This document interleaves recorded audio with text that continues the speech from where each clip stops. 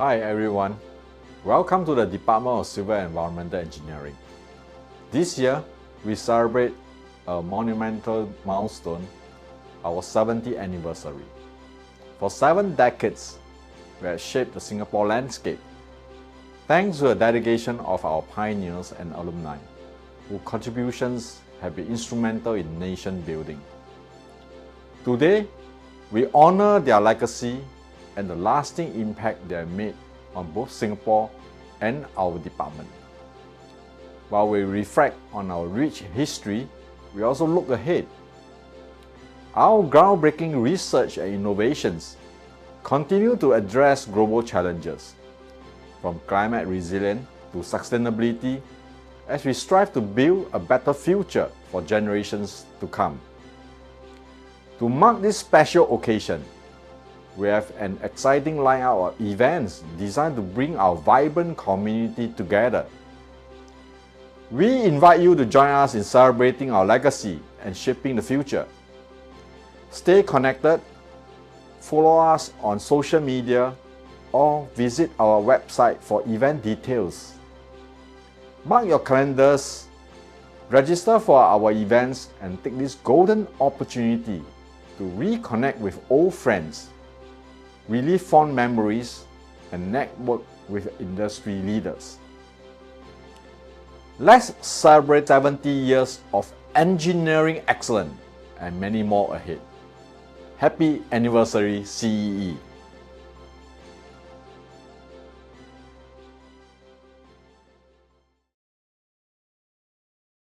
That even as new areas of engineering are discovered, the basics of engineering must never be forgotten.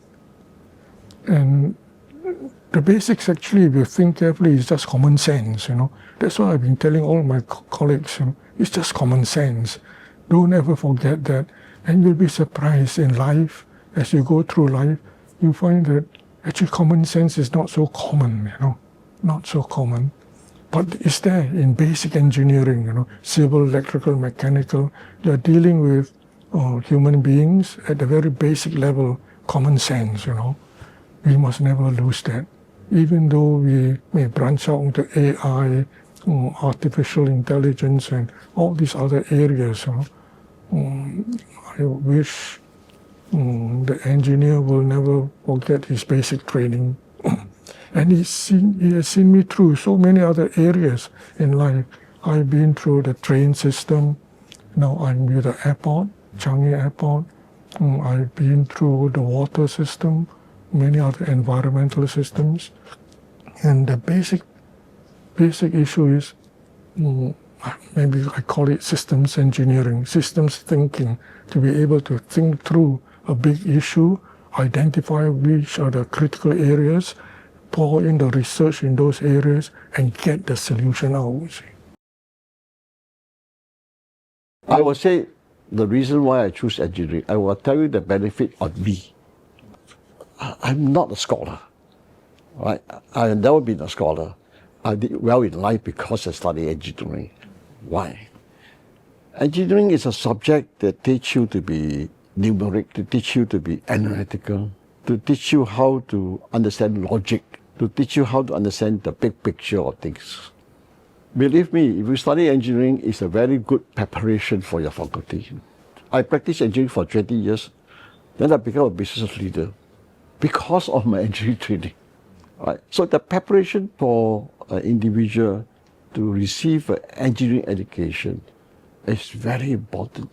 I can tell you, anytime I will take an engineer to do important things in leadership, then they take a science graduate or to do a business ed graduate.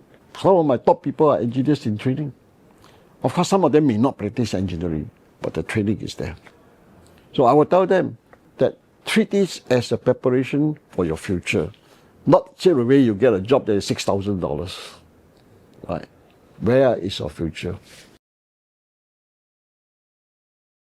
If I were to meet a parent today of a young child who is about to decide which discipline he would like to go in, first I'll convince the parent that engineering is the place to go.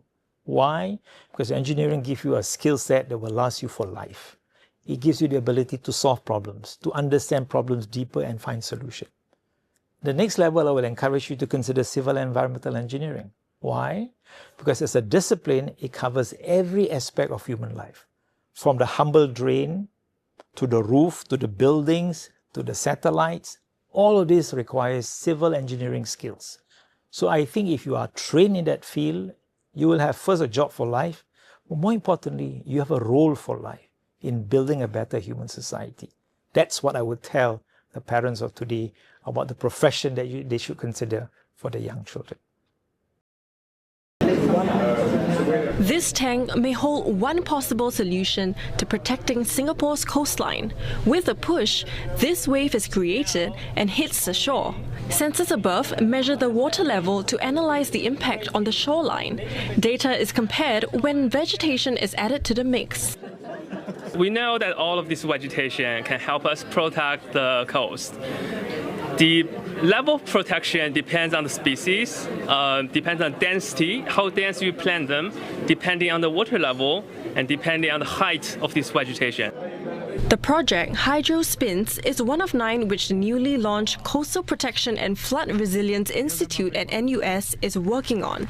And more researchers like Assistant Professor Liew are needed for developing such solutions. As a first step, the centre will pool experts from the other local universities as well as A-STAR. CFI give opportunities where all can come together to form a consortium to solve complex problems. So we have people from engineering, we have scientists, we even have biological science experts to work on nature-based solutions. The solutions will be critical for Singapore. The country is low-lying and the rise of sea levels will reduce the size of land available for housing, industry and other activities. This robot is used globally to inspect underwater structures like pillars and seawalls. It obviously beats having a person do it manually, which can be labour-intensive, unsafe, and restrictive in small spaces. With the new grants, one research team is looking to modify it for use in Singapore. In order for us to understand the condition or the further degradation process of that material, this equipment must be able to touch it. That's why we want to add arms, hands and arms on the vehicle, which is able to measure the infrastructure with close contact touching. Food waste is a big global problem and is piling up. In 2023, in Singapore alone, we generated about 800,000 tons of food waste, 11% of the nation's total waste. At CDE, my research lab is working on sustainable, low-energy waste to turn this mountain of food waste into wealth.